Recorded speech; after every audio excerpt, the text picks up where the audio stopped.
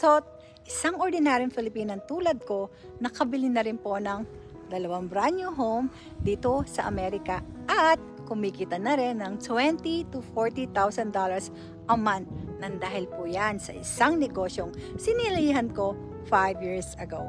Isang negosyong kalat na po sa social media na akala ng lahat ay scam. Don't worry, I used to be in your shoes. I used to ignore this kind of ads kasi akala ko scam. Too good to be true, di ba? Pero nang dahil sa malaking pangarap ko sa family ko, I set aside my fear and took action.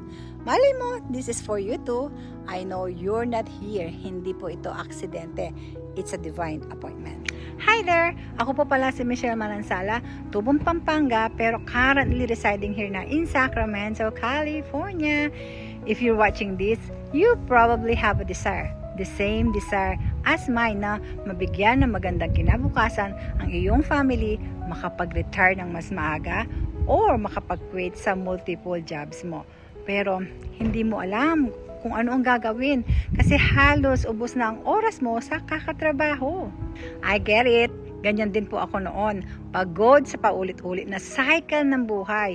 Working multiple jobs, long hours, pero wala naman nangyayari. Wala pa rin sapat na ipon at walang nababago sa aming buhay. Puro pambayad lang ng mga bills, di ba? Hindi nga po namin natutupad yung mga pangarap namin eh.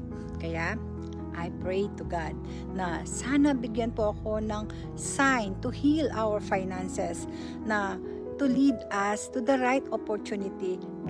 Until one day, nakakita po ako ng isang ads tulad ng pinapanood mo ngayon. She's a registered nurse na nabago po ang buhay niya nang dahil lang sa business na pinasukan din niya.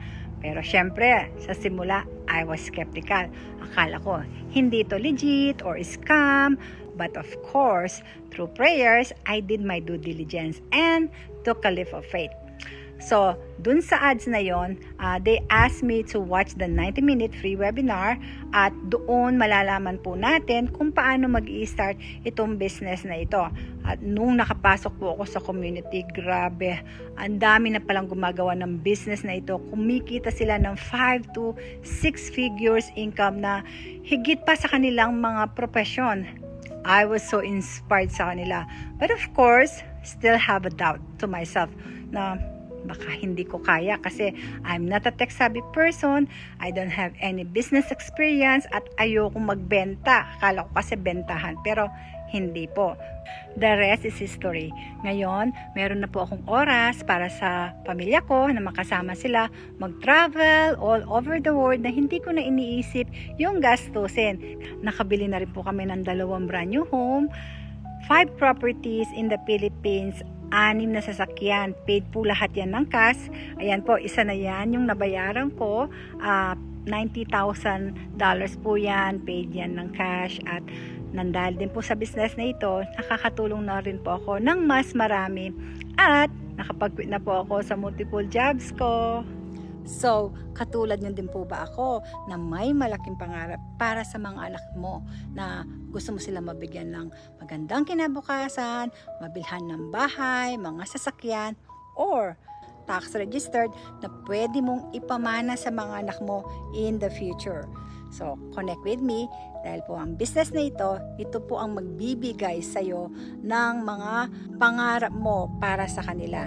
Message me directly at tuturuan din po kita kung paano ka rin maging successful tulad ko ng dahil sa business. Kasi mayroong po kayong direct mentor and direct coach na magtuturo sa inyo. Bye for now and God bless. Thank you.